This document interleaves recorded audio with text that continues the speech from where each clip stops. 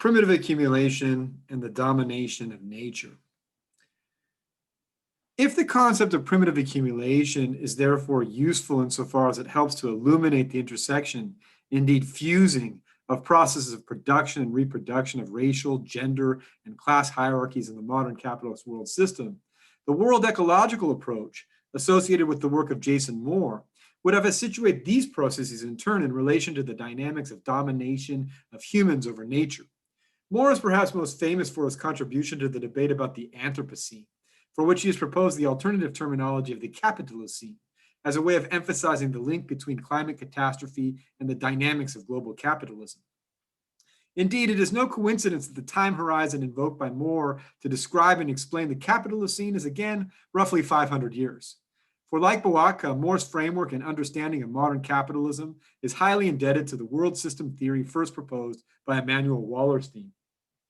But Moore's approach goes beyond the work of Boatka, or for that matter, Wallerstein, insofar as he argues that to take capitalism seriously requires understanding that it is not just an economic system, but a way of organizing the relations between humans and the rest of the web of life on Earth. Indeed, as Moore puts it in his book with Patel, capitalism is not just part of an ecology, but is an ecology, a set of relationships integrating power, capital, and nature. The world ecological approach thus seeks to interpret the dynamics of capital as a danger for what they refer to as the web of life, the basic trouble being that capital supposes infinite expansion within a finite web of life. At the core of Patel and Moore's argument is the importance of the dichotomous split between nature and society, a split they associate with the rise of capitalism. In their words, if profit was to govern life, a significant intellectual state shift had to occur, a conceptual split between nature and society. Moreover, Patel and Moore go on to relate this conceptual split to the process of subjugation of women, indigenous peoples, slaves, and colonized peoples, which we have analyzed in relation to the concept of primitive accumulation. For according to Patel and Moore, the rise of capitalism gave us the idea not only that society was relatively independent of the web of life, but also that most women, indigenous peoples, slaves, and colonized peoples everywhere were not fully human and thus not full members of society. These were people who were not or were only barely human. They were part of nature, treated as social outcasts. They were cheapened. What's more, Patel and Moore continued, the cleaving of nature from society, of savage from civilized, set the stage for the creation of other cheap things. Capitalism's practices of cheap nature would define whose lives and whose work mattered and whose did not. Its dominant ideas, nature and society, in uppercase because of their mythic and bloody power, would determine whose work was valued and whose work, care for young and old, for the sick and those with special needs, agricultural work and the work of extra-human natures, animals, soils, forests, fuels, was rendered largely invisible. The world ecological approach espoused by Patel and Moore thus brings into focus how the dynamics of domination of nature by humans is systematically related to the domination of humans by humans. Patel and Moore seek to show how relations of power, production, and reproduction work through the web of life, always stressing that the modern world's violent and exploitative relationships are rooted in 5 centuries of capitalism. Like those who center the concept of primitive accumulation, the world ecological approach advocated by Patel and Moore also emphasizes the ubiquity of violence and bloodshed. In their words, world ecology allows us to see how concepts we take for granted, like nature and society, are problems not just because they obscure actual life and history, but because they emerged out of the violence of colonial and capitalist practice. These master concepts were not only formed in close relation to the dispossession of peasants in the colonies and in Europe, but also themselves used as instruments of dispossession and genocide. The nature-society split was fundamental to a new modern cosmology in which space was flat, time was linear, and nature was external. That we are usually unaware of this bloody history, one that includes the early modern expulsions of most women, indigenous peoples, and Africans from humanity, is testimony to modernity's extraordinary capacity to make us forget. Primitive accumulation as ongoing process. One of the main contributions of the reconceptualization of primitive accumulation that has taken place over the past several decades was to make the point that it should not be seen as a process relegated to the historical past, located only at the origins of modern capitalism, but that instead it is better understood as an ongoing process. Indeed, for the so-called subsistence theorists associated with the Bielefeld school, Boaka emphasizes primitive accumulation is best conceived as an ongoing process through which non-wage workers and subsistence producers are being tapped for surplus labor and surplus product, in addition to the process of capital accumulation through the exploitation of the actual wage work. Likewise, Boaka cites the decolonial theorist Fernando Coronil, who has brought together both the point about the importance of decentering the industrial worker in accounts of capitalist dynamics and the point about the importance of conceiving of primitive accumulation as an ongoing process to argue emphatically that, quote, colonial primitive accumulation, far from being a precondition of capitalist development, has been an indispensable element of its ongoing dynamic. Free wage labor in Europe constitutes not the exclusive condition of capitalism, but its dominant productive modality, one historically conditioned by unfree labor elsewhere, much as the productive labor of wage workers depends on the ongoing unproductive domestic labor of women at home. Instead of viewing nature and women's labor as gifts to capital, they should be seen as confiscations by capital, as part of its colonized other, as its dark side.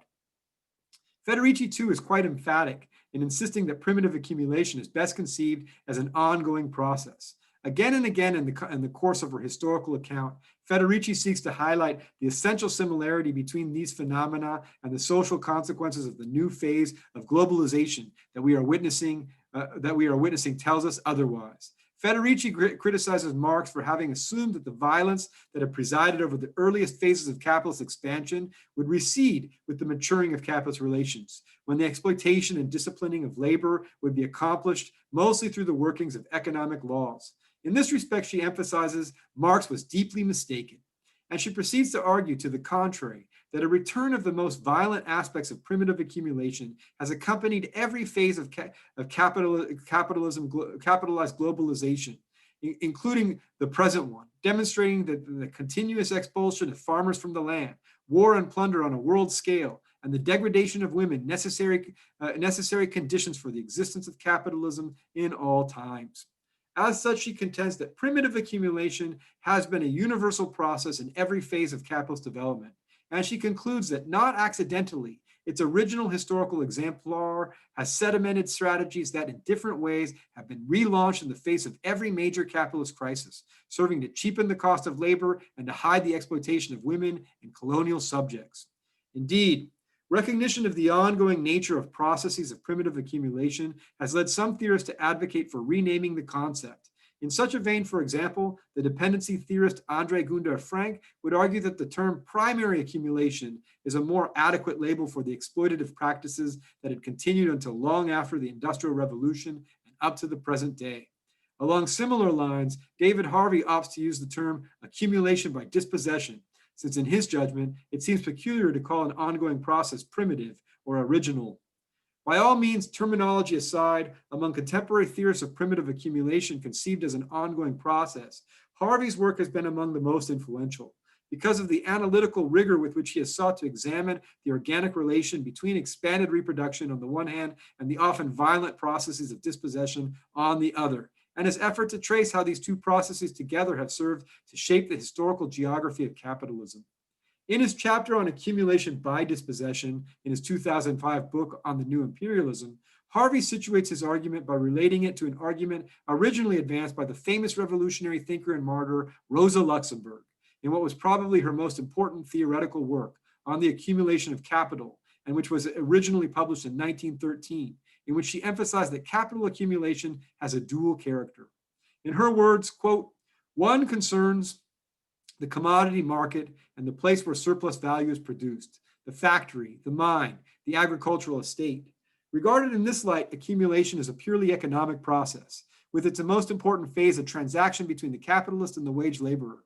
Here in form at any rate, peace, property, and equality prevail, and the keen dialectics of scientific analysis were required to reveal how the right of ownership changes in the course of accumulation into appropriation of other people's property, how commodity exchange turns into exploitation, and equality becomes class rule. The other aspect of the accumulation of capital concerns the relations between capitalism and the non-capitalist modes of production which start making their appearance on the international stage. Its predominant methods are colonial policy, an international loan system, a policy of spheres of interest, and war. Force, fraud, oppression, looting are openly displayed without any attempt at concealment, and it requires an effort to discover within this tangle of political violence and contests of power the stern laws of the economic process. Harvey labels the two types of capital accumulation sketched by Luxemburg as accumulation by expanded reproduction on the one hand and accumulation by dispossession on the other. And he goes on to argue that the umbilical cord that ties together these two modes of accumulation is that given by finance capital and the institutions of credit, backed as ever by state powers. A state-finance nexus brings the two together, so to speak, a conceptualization which Jody Melamed has amended to call a state-finance racial violence nexus, thereby emphasizing the inseparable confluence of political economic governance with racial violence. Like Harvey, Melamed emphasizes that so-called primitive accumulation, where capital is accrued through transparently violent means, war, land grabbing, dispossession, neocolonialism, has become everywhere interlinked and continuous with accumulation through expanded reproduction, which we used to think of as requiring only the silent compulsion of economic relations. Though Harvey, it should be noted, is careful to stress that processes of primitive accumulation need not be overtly violent, that they can entail appropriation and co-optation of pre-existing cultural and social achievements, as well as confrontation and supersession. According to Harvey, accumulation by dispossession is comprised by a wide variety of processes. These include the commodification and privatization of land and the forceful expulsion of peasant populations, the conversion of various forms of property rights, common, collective, state, etc., into exclusive private property rights, the suppression of rights to the commons, the commodification of labor power, and the suppression of alternative indigenous forms of production and consumption, colonial, neocolonial, and imperial processes of appropriation of assets, including natural resources, the monetization of exchange and taxation, particularly of land, the slave trade and usury, the national debt, and ultimately the credit system as radical means of primitive accumulation. In his discussion, Harvey highlights how some of the mechanisms of primitive accumulation that Marx emphasized have been fine-tuned to play an even stronger role now than in the past. In particular, he points to the speculative rating carried out by hedge funds and other major institutions of finance capital as the cutting edge of accumulation by dispossession in recent times. Harvey also mentions the international regime of intellectual property rights as an example of a wholly new mechanism of accumulation by dispossession in the contemporary period. He also includes in his discussion such processes as the commodification of cultural forms, histories, and intellectual creativity, the wave of privatization of water and public utilities of all kinds that has swept the world, indicate a new wave of enclosing the commons, and the rolling back of regulatory frameworks designed to protect labor and environment from degradation has entailed the loss of rights. Moreover, like Patel and Moore, he refers to the escalating depletion of the global environmental commons as yet another example of the process of accumulation by dispossession. In a nutshell, Harvey argues that what accumulation by dispossession does is to release a set of assets, including labor power, at very low and in some instances zero cost. And he goes on to make the case that the neoliberal period, which he depicts as having been ushered in as a response to a crisis of overaccumulation of the 1970s, has been characterized by a rather dramatic acceleration of processes of accumulation by dispossession. Harvey contends that the intense difficulty of sustaining expanded reproduction generated a much greater emphasis upon a politics of accumulation by dispossession. In his words, accumulation by dispossession became increasingly more salient after 1973, in part as compensation for the chronic problems of overaccumulation arising within expanded reproduction. The primary vehicle for this development was financialization and the orchestration, largely at the behest of the United States, of an international financial system that could, from time to time, visit anything from mild to savage bouts of devaluation and accumulation by dispossession on certain sectors of even whole territories. More recently, Jody Melamed has added that since the implementation of austerity regimes in the wake of the financial crisis of 2008, there has been a further acceleration of primitive accumulation for everyone, while also pointing to the dispossessions of indigenous people in particular, which in the North and South American context, at least, she claims, have become visible as the means of transit, the origin, exemplification, and medium for such acceleration. Primitive accumulation and the prospect of human emancipation. Unlike most of the other theorists who have employed the concept of primitive accumulation, for whom such processes are treated in the tone of thoroughgoing denunciation, Harvey registers a certain, albeit perhaps reluctant, ambivalence with respect to such processes. And in this regard, he remains arguably closer to Marx's own treatment of such processes. This despite some of Marx's later writings on non-Western and pre-capitalist societies, where he contemplated the possibility of multiple paths towards socialism, especially in his writings on agrarian Russia's communal villages, which he came to consider could be a starting point for socialist transformation, one that might avoid the brutal process of primitive accumulation of capital. Even so, throughout most of Marx's life and in most of his writings, Marx tended to espouse a dialectical developmentalism, in which the transition towards socialism could only occur after a successful transition towards capitalism and industrialization. This dialectical developmentalist quasi-evolutionary perspective is what leads Harvey to argue that, at least in some circumstances, accumulation by dispossession can be interpreted as the necessary cost of making a successful breakthrough into capitalist development with the strong backing of state powers. Elsewhere, he puts the point more bluntly by stating quite provocatively, you cannot make an omelet without breaking eggs. The old adage goes, and the birth of capitalism entailed fierce and often violent episodes of creative destruction. A view which he traces explicitly back to Marx, for whom he insists it could be said that primitive accumulation was a necessary though ugly stage through which the social order had to go in order to arrive at a state where both capitalism and some alternative socialism might be possible. To this end, Harvey reminds his readers that Marx took the view that there was something progressive about capitalist development, and that this was even true for British imperialism in India, a position that did not command much respect in the anti-imperialist movements of the post-Second World War period. Having made this point, Harvey goes on to distinguish between two types of primitive accumulation, one progressive, the other reactionary. In his words, primitive accumulation that opens up a path to expanded reproduction is one thing, and accumulation by dispossession that disrupts and destroys a path already opened up is quite another. As I have suggested, such ambivalence on the part of Marx, and by extension Harvey, is something that puts them explicitly at odds with other theorists who would object to all forms of developmentalist and social evolutionary discourse, dialectical or otherwise. Silvia Federici proves again illustrative in this regard. Federici acknowledges at the outset of her book that her own analysis departs from Marx's in its evaluation of the legacy and function of primitive accumulation. She contends that though Marx was acutely aware of the murderous character of capitalist development, its history, he declared, is written in the annals of humanity in characters of fire and blood, there can be no doubt that he viewed it as a necessary step in the process of human liberation. She further emphasizes that Marx believed that primitive accumulation disposed of small-scale property and that it increased to a degree unmatched by any other economic system the productive capacity of labor, thus creating the material conditions for the liberation of humanity from scarcity and necessity. Nevertheless, Federici counters that Marx could never have presumed that capitalism paves the way to human liberation had he looked at its history from the viewpoint of women. To the contrary, she insists, we cannot identify capitalist accumulation with the liberation of the worker, female or male, as many Marxists among others have done, or see the advent of capitalism as a moment of historical progress. On the contrary, capitalism has created more brutal and insidious forms of enslavement as it has planted into the body of the proletariat deep divisions that have served to intensify and conceal exploitation. It is in great part because of these imposed divisions, especially those between women and men, that capitalist accumulation continues to devastate life in every corner of the planet. Conclusion. Let us therefore conclude.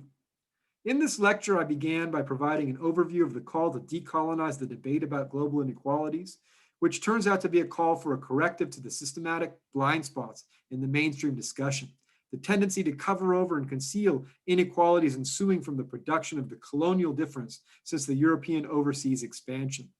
This in turn led us to a discussion of Marx's concept of primitive accumulation. We considered the relevance of this category for understanding the historically forged connections and relations among racism, capitalism, patriarchy, and the domination of nature. We then honed in on the significance of recent attempts to reconceptualize primitive accumulation as an ongoing process and reviewed interpretations of the neoliberal period, which characterized this period as having experienced an acceleration of such processes. Finally, we ended with a discussion of different interpretations of the relation between primitive accumulation and the prospect of human emancipation. Up next, the problem of borders. Thank you.